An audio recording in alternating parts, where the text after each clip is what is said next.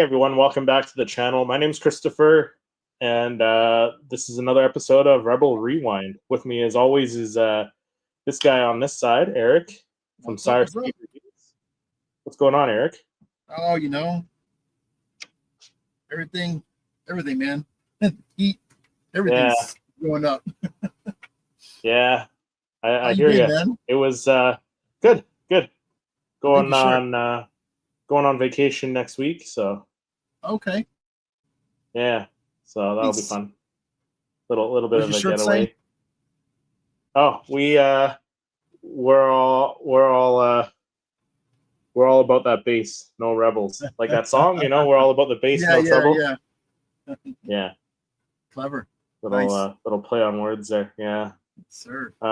What do you got? The original trilogy, A New Hope? Well, yeah, with Mickey Mouse on it. Oh, okay. I was gonna say, is it Family Guy or Mickey Mouse? Sure. Okay. Sorry. Okay. It looked like Family Guy for a minute there. I couldn't tell. No. Walt Disney World 2007 Star Wars. Oh wow. Weekend. Not that I went. Retro. I got it at a secondhand store. Yeah, retro. Yep. Yeah, very cool. Very cool. Yeah, I mean we got Star Wars coming up. We got Rebuild the Galaxy coming up in September. I think that's like the next thing that we have to look forward to here. Yeah. You got Rebel Scum. You got Rebel ScumCon before that. You going to that? Yeah. I'm working on it, man. I hear that's the place to be. Like everyone's going to be down there. Like Lex from Jedi Lex YouTube channel, my co-host on the Let's Talk Star Wars. She's going down. Will of the Force is going down there. I think Mortis FM is going to be down there. I believe like Tony and Ricky are going. Tony, Ricky. I'm not sure who else. Lots of people are going.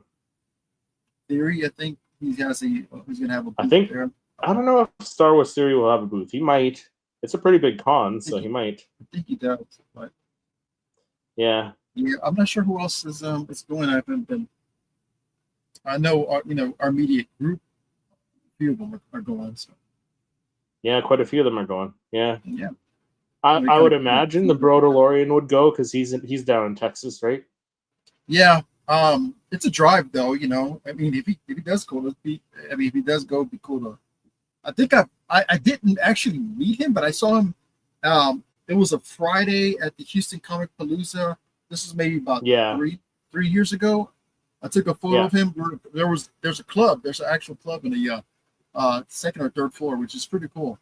And I ran into him. I just didn't, I think I just like barely started following him, so I didn't actually meet him. But I would imagine General Kenobi from General Kenobi's bunker was going down there. Yeah, because he's down in Texas. I think he's down in San Antonio. I think he's down in San Antonio. Yeah, I think so. So he's he's not far from you. No, right? No. I think he's about the same distance as me. Like if you were to go to Frisco, Texas. Yeah, so that's not bad. So you might meet up with some fellow Texan Star Wars creators, maybe. Yeah, I know. I'm making plans, man. Hopefully I can greenlight it and be for sure. But I took the days off, so we'll see. There you go. That's the first step. Mm-hmm. Baby steps. Baby steps. Yeah, exactly. Let's jump into our rapid fire segment. No rapid fire. No rapid fire. No rapid fire. And I wanted to play the intro because it's a fun intro. Yeah, it is. Yeah, I've got no rapid fire. There's not much going on, man. I think we just grabbed all the stories, basically. Nothing left. Nothing left. No. Yeah. Yeah. All right, so let's jump into our first story then. All right. So Star Wars revealed a new villain in Rebuild the Galaxy, the sequel. Rebuild the Galaxy Pieces of the Past confirms a new villain, Solstice. So the second chapter of LEGO Star Wars Rebuild the Galaxy, titled Pieces of the Past, has revealed a brand new villain ahead of its release on September 19th, which is still a couple months away here. That villain is Solstice, the former master of Jedi Bob who turned to the dark side and will become Darth Dev's new master this season. The Duros wears a hood and wields 2 purple lightsabers connected by chains, as you can see in the poster below. Solstice will be voiced by Dan Stevens from Legion, Downton Abbey, Beauty and the Beast. All stuff that I'm not super familiar with. So, but I mean, different lightsaber. Like it should be interesting to see how he uses it because it's connected by chains on the 2 hilts. So, but that's cool. That's the image there. Yeah. So should be interesting to see. There's a couple of more images. There's Jedi Bob. I think this is first season stuff. But yeah, this is a poster from the 2nd season. Rebuild the Galaxy, Pieces of the Past, September 19th. This reveal seems to have been necessitated by Lego's need to sell the new set featuring Solstice, which shows hero Sig Greebling chasing Darth Dev and Solstice while flying a rebranded snowspeeder called the Force Burner Snowspeeder with flame decals. Which, have you seen the Lego set? No, I haven't seen it. It looks pretty cool. I do like. I have started getting into Lego, like usually just the smaller sets right now. I don't want to get down. I don't want to start buying the larger sets, but I've bought some brickheads and some smaller like micro fighters. So these are the sets down here. So there's that Force Burner Snowspeeder. So yeah, it comes with Sig Greebling, Darth Dev, and Solstice. So okay, yeah, I like it. I think it's a not bad take on the Snowspeeder. There's the back of the packaging there. Kind of cool, right? Could be a fun build. Yeah. So I'm wondering who this character is. Like, because they have what they basically do is like they alter like their universe. Maybe it's a friend of his or something. Yeah. So StarWars.com also has some snippets from the main cast members about their own characters and their relationship with Solstice. Gatton Matarazzo, who plays Sig, I probably butchered his name there, spoke about how Solstice differs from Darth Dev as a villain. He hints that Solstice is focused on the obliterating of the universe, which is very, very high stakes, and kind of forces Dev and Sig to work together for the first time, which to Sig is very exciting. So he said, I think I would describe Solstice kind of differently from the first season's villain arc, where Dev is presented as the big bad from the beginning, because there really isn't a tug of war between the good and the light with Solstice. It's really just a pure evil force whose main desire is to control and order and completely sterilizing the fun that can be brought to the Star Wars universe and also the world of Lego Star Wars. There's so much creativity involved with the world that can be built and the sets. So not only does it go to the extent of wanting Lego sets to be built in a specific way, but just having them boxed up entirely. So that's pretty cool. Tony Revolori, the voice of Darth Dev, confirms that Dev will continue on his journey of being torn between the light and the dark. However, in Solstice, it seems Dev will find someone who promises to give him purpose. So fans will find Dev torn between what he knows he should do and what he wants to do. He doesn't know if he has the strength to do it. Sounds like Kylo Ren to me. We'll find Dev on the run trying to make sense of his new world, where he's not the supreme leader, and figuring out his conflicting emotions for Sig Greebling, his brother. I would describe him as having a whole lot of issues. He needs a friend and some love badly. And then Jedi Bob will need to recon with the sins of his past, according to Bobby Moynihan. It seems that reckoning will be symbolized by the threat of solstice. So Jedi Bob has to come to terms with the lies he has told to himself, to others. It's time to be genuine with himself. So yeah, a lot of the actors spoke about it. So what did you think of the first season to begin with? I liked it. I enjoyed it. I like the the whole mixing of everything. Just and then I think that's really smart of them to do like the Legos for this, because of the fact that it helps sell more products, and then instead of them waiting for a movie to drop, you got these series with new characters, and the designers for these new characters having fun with doing some more stuff, Star Wars related. The character looks cool. I think it's just a home run for them to keep doing stuff like this, more series like this.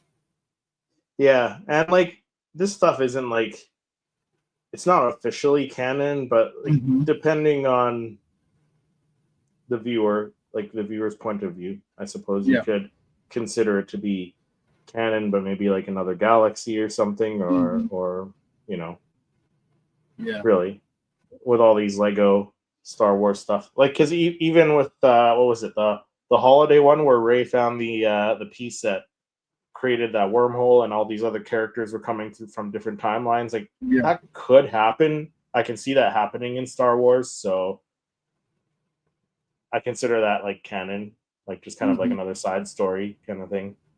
So it's cool, and he's a Duros, so we got another Duros in the Star Wars. I know, that's cool.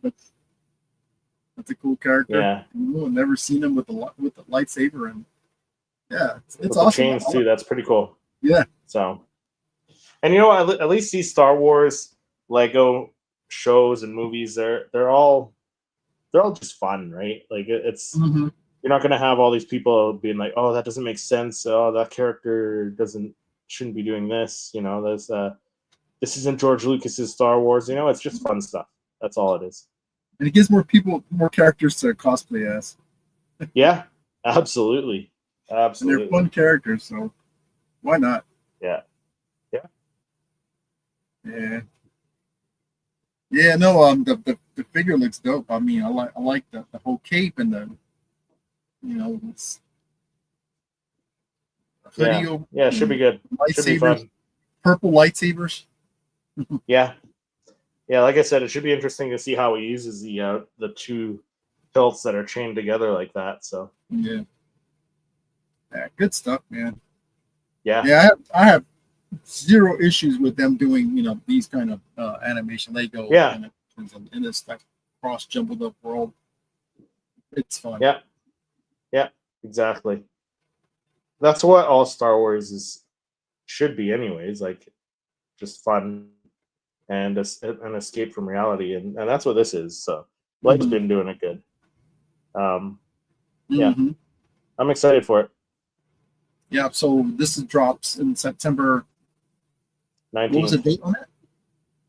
19th of September.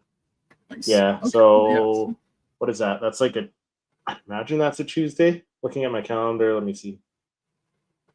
No, it's a Friday, actually. Friday, September 19th.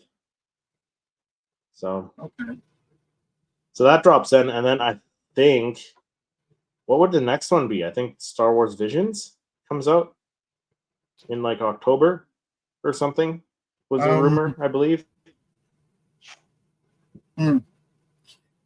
Yeah, sometime this year. I don't know exactly when. It's supposed to be this year, so. Yeah. So. I can't wait to get another. Which one's the samurai? The Ronin? Yeah, the Ronin. Yes. Yeah, that was a good one. Yeah. All right, so on to my first story this evening. So we got rumors. We read all about the rumors here. Huge Star Wars series to get a second season 2 with beloved actor. So all new rumor hints that a familiar Jedi Master could return in a potential season 2 of a big Star Wars show. Over 3 years after Obi-Wan Kenobi, Disney debuted, reports suggest that Lucasfilm may be revisiting the character's journey.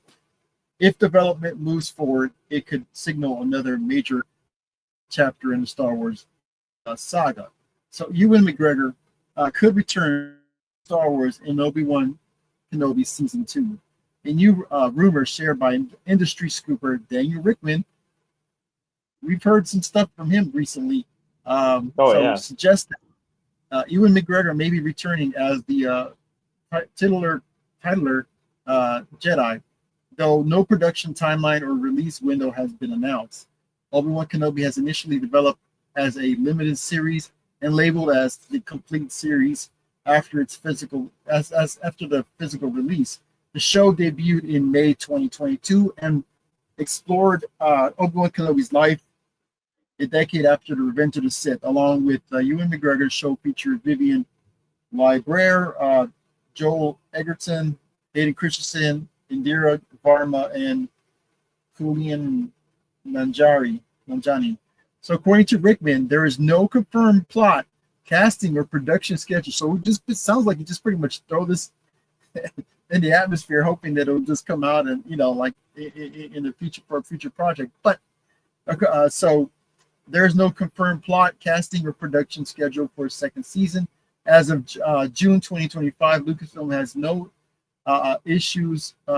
has not issued an official statement confirming development or renewal.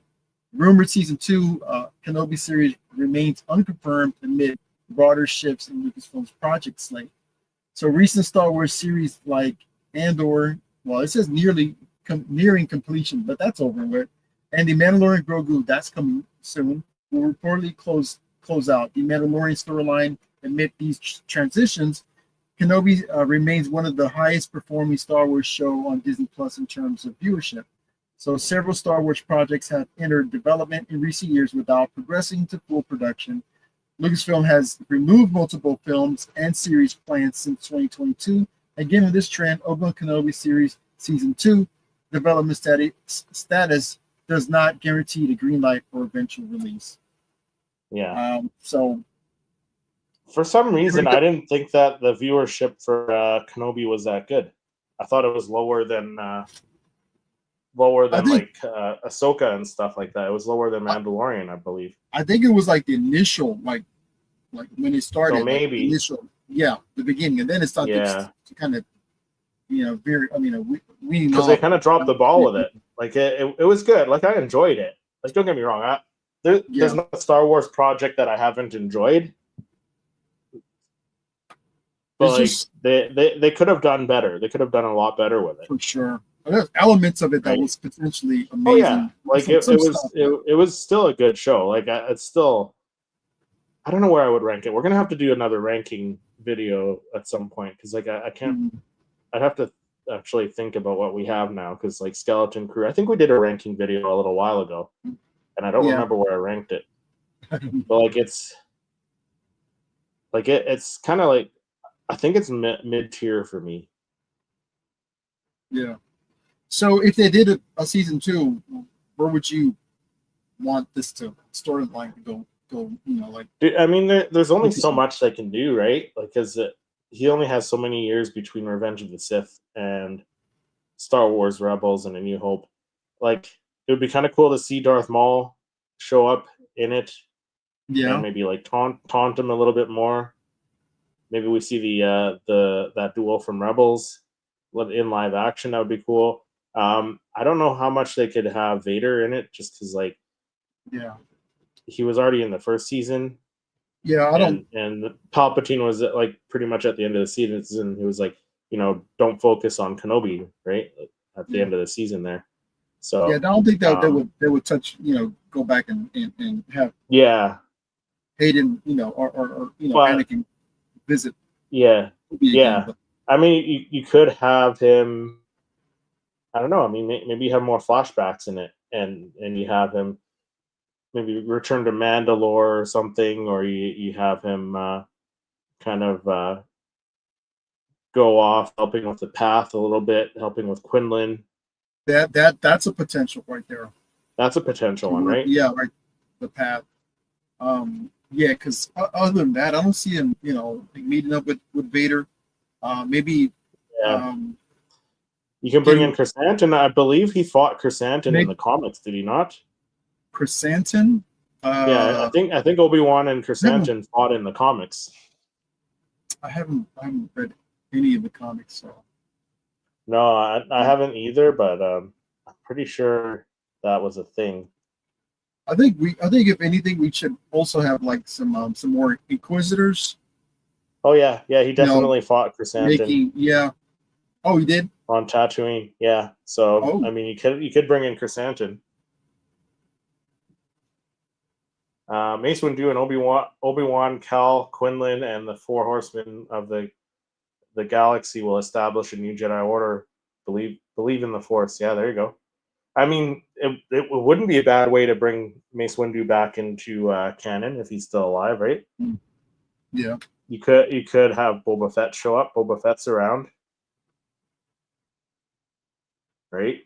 That's true. Probably looking for revenge, right? And maybe he's seeking out Mace Windu, and Kenobi finds him first and helps him. Mace Windu survived. Yeah, absolutely, he did. 100%. There's still a lot of stuff they could do with it, but I don't think if they're gonna do it again, like they shouldn't have Vader in it, and they probably should leave the Leia stuff alone. Agreed. I mean, if they wanted to touch on Vader, maybe like do like a little side story of just him hunting down Jedis, but other than him, meeting up with or tracking or trying to get Obi-Wan again, that's out of question. We already had that. So, A New Hope would be the next one. Yeah, I think so. As well. I mean, there's time. There's some stories to be written, and they do it right. Awesome. If they drop the ball, I don't want to hear it. I don't want to watch it if it's just kind of just. I'm still gonna watch it regardless. Like I said, like there hasn't been a Star Wars project that I haven't enjoyed. Like, there's ones that are a lot better than others. Book of Boba Fett was probably one of my least favorite projects, unfortunately, and like Boba Fett, like I know that's your favorite character. He's one of my favorite characters. He's like, I would say he's my number 2 favorite character, but like I wanted him to be more badass, I know. Like we caught a glimpse of that when he got his ship back and he was shooting all the Tuskens. That's in his ship. Like that was pretty awesome, but I feel like he could have been more badass than that, right? So hopefully we see him in another. I'm trying to remember the director for the Kenobi series. What was her name? Deborah Chow. Okay, we need to take the camera away from her. I'm sorry. That shaky camera was terrible. And then it was so dark, and that with the shaky camera that made the experience way not a good experience. I don't think that bothered me. I think what bothered me was the flashback stuff where Hayden and Ewan still looked like they were in their 40s and 50s when they're supposed to be younger. Like they didn't do a great job of de-aging them. No. Whereas like in Ahsoka, Anakin showed up and he looked so low. Yeah, right? So throw some more money at it. I'll give it like I didn't hate it. I still enjoyed it. It was good. It's just it could have been better. Yeah, for sure. Right? And which is the case for most Star Wars stuff. Like there's always stuff that you could improve. Aside from Empire was pretty much perfect. But aside from Empire, like there's things you could change in all of the movies and all the shows, and it would make them better, right? Maybe we get a Tony Gilroy directed Kenobi series season 2. It'd be all about the politics. I don't know. I think he's done. I think he's done with Star Wars. Yeah, we were talking about. He might be done with it, right? Like, because he's not the biggest fan, anyways. Like, he doesn't know all the backstory and stuff. Mm-hmm. But he did do a great job of Andor. So Yeah, maybe give him that horror Star Wars show that he's been talking about. But yeah, I guess we'll have to wait and see. But I mean, like Daniel Rickman is he's pretty on point with all his Star Wars news, right? And his rumors and stuff. Like a lot of them, a lot of them come to fruition. Like he's pretty solid with his information. So I feel like if he says it, it's probably like a 90% chance it's going to happen. I would say, right? So yeah, but it's exciting. Again, like I'd love to see a Book of Boba Fett season 2. Maybe that'll come eventually. Me too. Right. Yeah, less flashbacks, but I enjoyed the first. I enjoyed the first season. Yeah. There was some again, like it was still a good season. Book of Boba Fett was a good season. Like the flashback, seeing him training with the Tuskens, that was cool. But I just wish he, like cool. In modern time, I wish he was more badass. Like I wish he maybe like killed a few more people in Mos Espa or something. You know. Mm-hmm. Yeah. Yeah. So. We'll know. Hopefully, we'll get the Boba Fett. But moving on, a fan favorite 2024 Star Wars character is set to return in future projects. That's another rumor that we're hearing now. So one of Star Wars' biggest names from 2024 is reportedly lined up for a bright future in a galaxy far, far away. So according to a new Star Wars rumor, one character introduced in 2024 is on their way back to the franchise for more appearances sometime in the future. While Lucasfilm and Disney had a few releases in 2024, the year was filled with some high points and low points, courtesy of its Disney Plus projects. However, one specific character now appears set to have a bright future. A new rumor indicated that Jude Law's Jod Nawood is in line to return to action in other upcoming Star Wars projects, which makes sense. I mean, this is set in the Mandoverse time and era. So Law made his Star Wars debut in Skeleton Crew amid a cast of up-and-coming youngsters portraying a pirate captain and a Force user who was previously trained in the Jedi arts. Now, with Jedi seemingly coming back into the fold, it appears that Jod Na's story might not be quite over. Again, industry insider Daniel Rickman shared this rumor, but he did not give away any specifics on where or when Jude Law could potentially return. Law starred in all 8 episodes of Skeleton Crew as the mysterious pirate captain, guiding a handful of young kids as they were lost in the cosmos and tried to find their way home. Skeleton Crew was the last 4 live-action and animated shows developed by Lucasfilm and Disney for the Star Wars 2024 slate, taking place about 5 years after the Empire's fall. 4 children find themselves lost in the galaxy. Okay, so we know what it was about. When could Jude Law return to Star Wars after Skeleton Crew? This one is saying after kicking off Skeleton Crew with an intriguing story for Jod Nawood. His character stands as one of the big mysteries in the galaxy far, far away. So considering Skeleton Crew was partially teased and set up in The Mandalorian Season 3 with, what was his name, Vane, the pirate Vane, who was in it.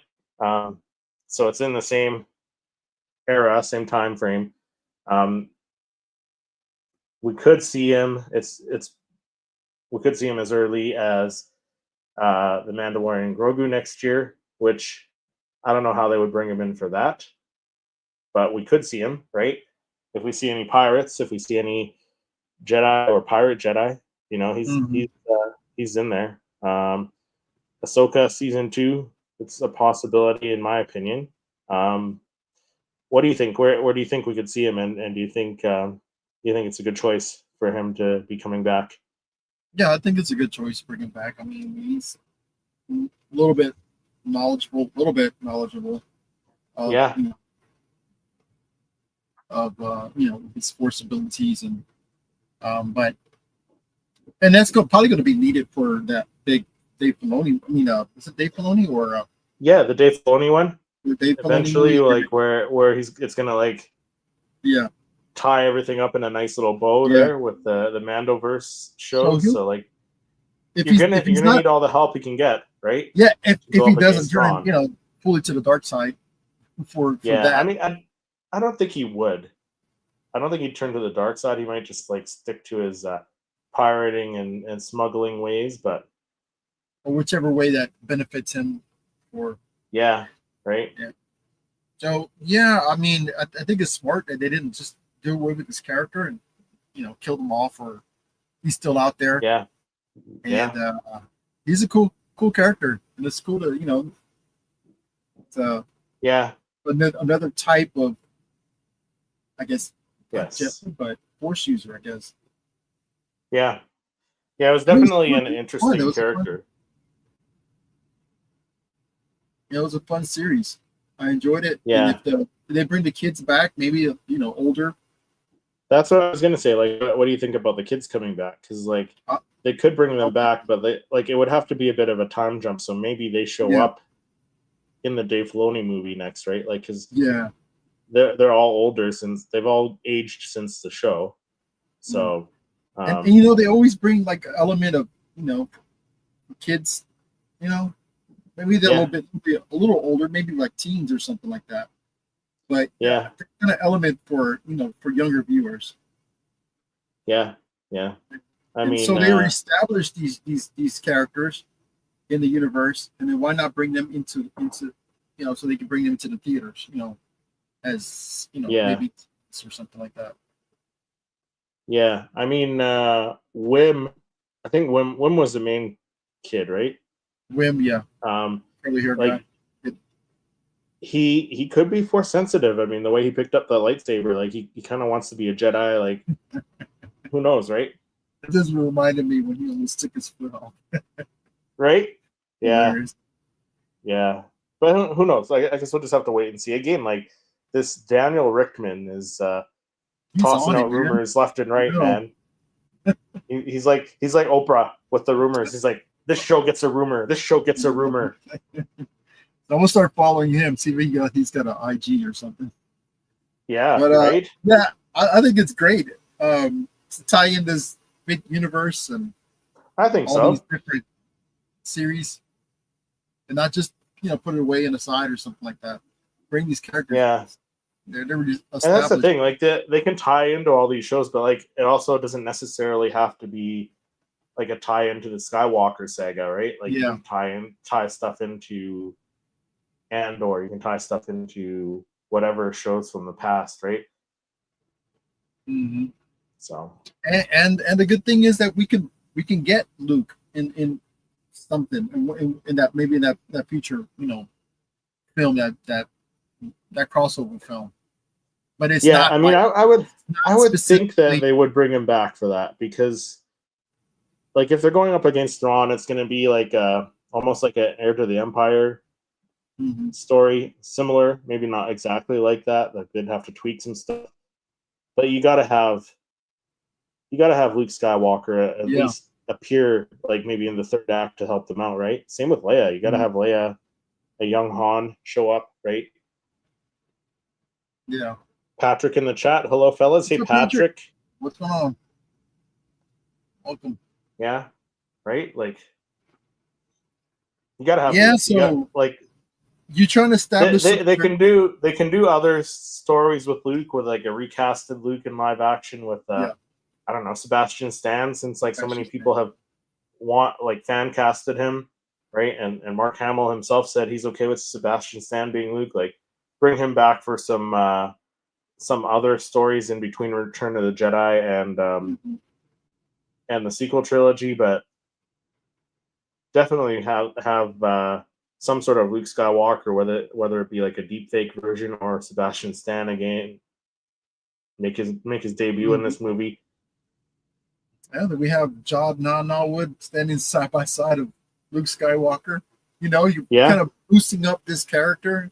They're Disney era characters into this, into this established character, universe. I think it's fantastic.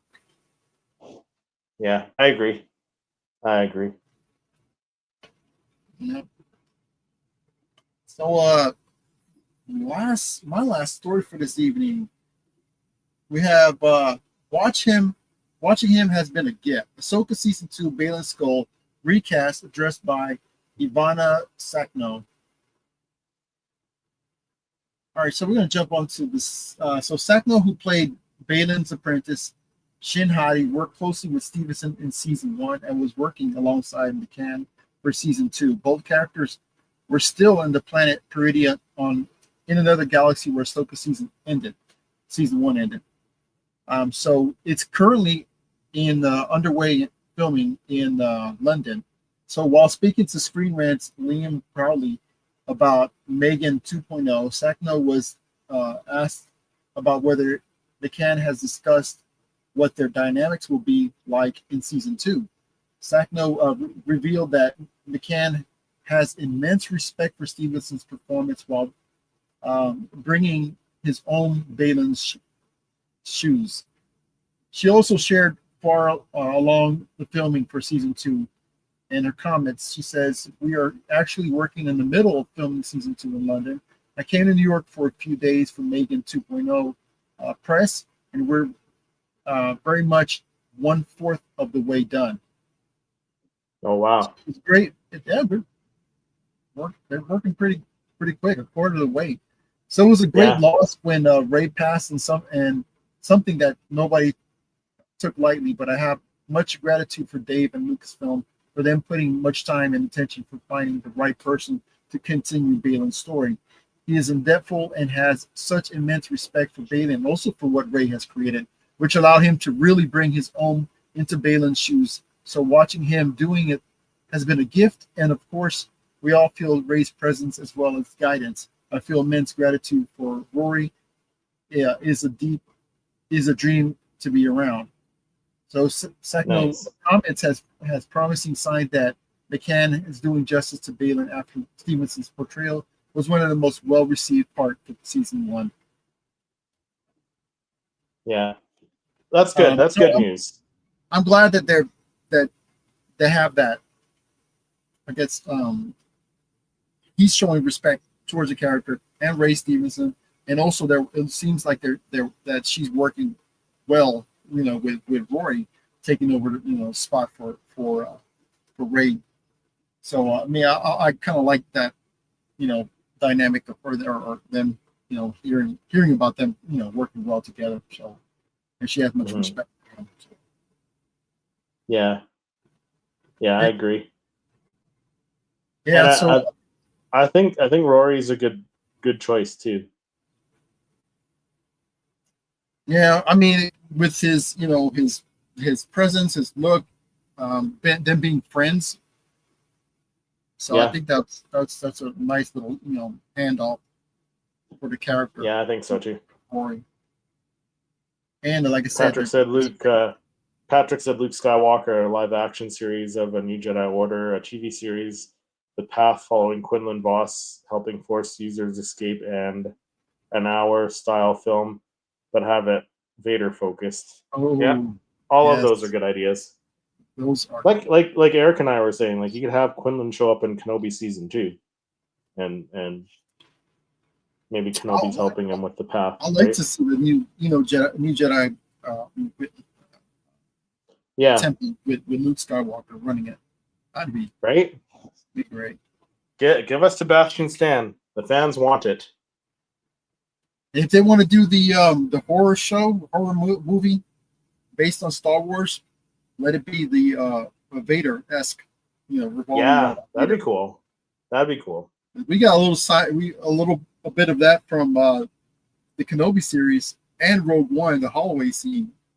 Yeah, something like that. I mean, that would be epic. Yeah.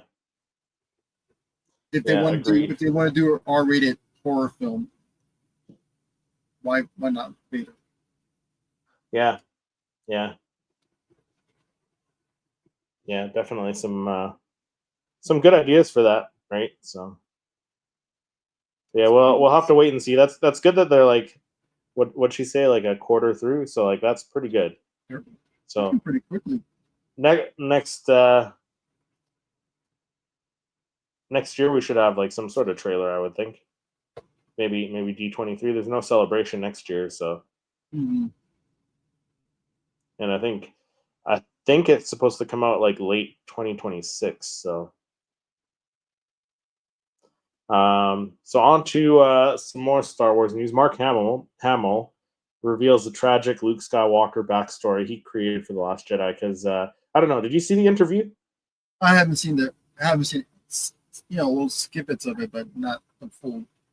Yeah. So read up on Mark Hamill's alternative tragic headcanon for Luke Skywalker's Last Jedi fate, which has Star Wars fans buzzing about what could have been. In Star Wars The Last Jedi, Luke Skywalker removes himself from the broader happenings of the galaxy and takes refuge on a remote planet, Octo, burdened by a profound sense of failure, remorse, and disillusionment with the Jedi legacy and his own failures. His retreat largely driven by a pivotal moment of weakness, his instinctive reaction to darkness when he sensed it growing in his nephew Ben Solo. Though he never acted on the impulse to strike Ben down, the mere thought was enough to shatter their bond and send Ben spiraling into his identity as Kylo Ren. For Luke, this incident crystallized a deeper conviction that the Jedi Order was not a solution, but a part of a repeating cycle of hubris and collapse. Rather than attempt to rebuild what he saw as a broken system, Luke chose to remove himself entirely, seeking solitude on the site of the first Jedi Temple, not to protect his legacy, but to ensure the Jedi would end with him. Despite the thematic ambition, the creative choice proved polarizing. Many lifelong fans believed this depiction clashed with the core of Luke's character. They expected him to confront adversity with hope, not isolation, to try saving Ben rather than abandoning the galaxy to its fate. But Mark, who brought Luke to life, has also expressed those same reservations during production. He developed an alternative personal interpretation of the character's arc to help reconcile with the script with his own version of who Luke had become. So while appearing on Bullseye with Jess Horde podcast, Hamill offered a ton of praise for Rian Johnson and admitted that he wished that he'd have just kept silent about his reservations about the reasoning behind Luke's isolation. However, he did reveal that he told Rian that he believed what happened with Ben and the rest of the students would make Luke just double down even more on restoring the Jedi Order. He said, Ryan, I saw an entire planets get wiped out. If anything, Luke doubles down and it hardens his resolve in the face of adversity. He went on to add that I thought I could come up with, I thought what could make someone give up a devotion to what is basically a religious entity, to give up being a Jedi. Well, the love of a woman. He falls in love with a woman. He gives up being a Jedi. They have a child together. At some point, the child, as a toddler, picks up an unattended lightsaber, pushes a button, and is killed instantly. The wife is so full of grief, she kills herself. So you can check out the whole interview. The video is down below on this article, which all the articles are in the description below. And he starts talking about The Last Jedi at 31:48 in the video below. I don't know. He made up his own story, which, like, if that's what you got to do to help you act in a movie that you don't agree with, fine, sure. But I don't know if I agree with the backstory he came up with. I don't know about you, but like, I feel like Luke would sense his son, his own child, going to pick up a lightsaber unattended, and I don't think Luke would be sloppy enough to just leave his lightsaber out and about for his child to grab. I do kind of like how he pulled from Star Wars Legends, right? Because like in Star Wars Legends, he married Mara Jade. They had a kid, but they remained Jedi though in Legends, I believe. So I mean, Now, I don't know. the details about it, I don't agree with. With his son, accidentally killing himself. But the idea of him getting married and that, I'm in agreement with. When it comes to like legends, I'm cool with that. But Mark Hamill is one that does not keep quiet about how he, feels. Yeah. Things, and he should not. He, especially about this, he should not try to think that he should have kept himself quiet about how he felt about his character. No way. He's been that character. He's been Luke Skywalker for darn near 50 years. He has every right to express how he feels about how his character is being, treated or written. So no, I don't agree with what he said, but I also agree with his kid. Him leaving the lightsaber out. It's like, that's not Luke either. Yeah, like leaving his gun out and kid shoot himself. We heard about stuff like that, but somebody who's trained gun owner and a trained Jedi will not leave the weapon out. But no, I totally disagree with what he's saying about him being backstory. Yeah. With him being quiet about it, like, it voice your opinion, right? Yeah. That's fine. But I don't agree with the backstory that he gave him with the kid killing himself with a lightsaber. No, that I don't agree with. But him, getting married and having his, having a family is what he would do. Yeah, I don't know. To be honest, though, like the whole Luke thing not being the Luke that we wanted in the sequels, like, I think I've said it before on this show. I'm pretty sure I've said it on my other show. Like, I think that's exactly where Luke needed to be, the Luke that people wanted, where he's like has his temple and stuff like that. That's still stuff that is in between the sequels and the original trilogy. Like, at the time where we're at with the sequels, Luke's Ben Kenobi's age, like old Ben Kenobi's age, right? And he's old. He's like they're mirroring the original trilogy with his story arc there. But like, I always thought that him failing his best friend and his sister was enough to walk away. Like, that's a big failure. Like, he's not failing himself. He's not just failing himself as this high Jedi master who has his own order of Jedi. He's failing his best friend and his sister, the two people who are closest to him, with their son, right? So, like, I always felt that was enough for him to walk away. Like, if I was in those shoes, like, I'm not a parent or anything like that, but if I was in those shoes, like, I would walk away if I failed like two of the two people who I was most closest with, my sibling and their partner who was my best friend. Like, I'd feel the same way, right? I'd feel like such a failure. So, like, I always thought it was enough. I do understand why people don't like that, but like, I felt like it was enough. No, I respect your point of view. Yeah, for sure. Yeah. I mean, they could have handled the Ben Solo, like him wanting to kill Ben Solo in his sleep better, perhaps. But I didn't hate that, like, because he didn't go through with it. It wasn't like Return of the Jedi. Return of the Jedi, he actually went to hack off Vader's arm, right, and stopped after he hacked off his arm. He didn't touch Ben Solo. He had thoughts of it, but like, he didn't, so like, I still think he was a good character, even though he had that, like, what, a second of weakness.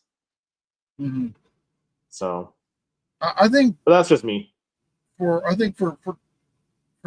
the reason that he lost the temple, of course, to Kylo's vengeance, kind of makes sense, and all his students, that can kind of push you to the push you over the edge, and not wanting to be around anybody. You feel that that bad. But I don't know. I gotta look at how I really feel about this again, because sometimes I feel like, okay, I don't think it was enough to drive him over. But then sometimes when you think about that, his students dying, in the temple, at the hand. So you got all those students dying, right? You got all his students dying in that fire, right? Plus, on top of that, you got the guilt of failing, like I said, his best friend and his sister. Yeah. Right. I feel like that's enough for him to, like, if he wanted to walk away, go ahead, walk away. And I mean, and in the end, he came back and helped the galaxy anyways. So. That's what I was going to say. At the end, he. I mean, not the extent that we wanted for it to happen. No. At least again, me, but in a way, he did. Those are stories we could see sacrifice himself in other shows, like live action shows or animated shows with Luke Skywalker building his temple, having like at the peak of his new Jedi Order, right? I think we're going to eventually see that stuff. In the I think eventually, right? Yeah, even if it's animated. Like if we got like a Tales of the Jedi animated, like that kind of style show, right? Mm-hmm. That'd be incredible. Yeah. Yeah. I mean, I like to spend more time with it than just, small 30-minute animation episodes. I like to spend more time with it. Who's in the temple? How is he training? These kids. Agreed. But, I think it's potentially we'll get something like that in the future. I think so. I think in the future we will. Mm-hmm. But for this episode, I think that does it with this episode. Fun. Some news, some rumors. Like Eric said, we're gonna have to like stalk that Daniel Rickman and just like follow his stuff and be like, hey, let's see what's cooking. Mm-hmm. Seems like you get all the juicy music. Well, I'm not like I said. I'm like he seems to be pretty. But it just seems to be pretty solid, right? With like what he's telling, pretty legit, right? Mm-hmm. So, yeah, but any conventions coming up pretty soon? Not for me. Not until September. I know, like I said, you got Rebel Scum Con in August, so that's fun. Yeah, my next one's in September, so. Okay, nice. Yeah. So enjoy your vacation. Was it next week? Yeah. So I'll be away next week, so. Nice. Enjoy. Yeah, but yeah, that'll do it for this episode. Thanks everyone for joining us this evening and hanging out in the chat, and we'll see everyone in the next episode.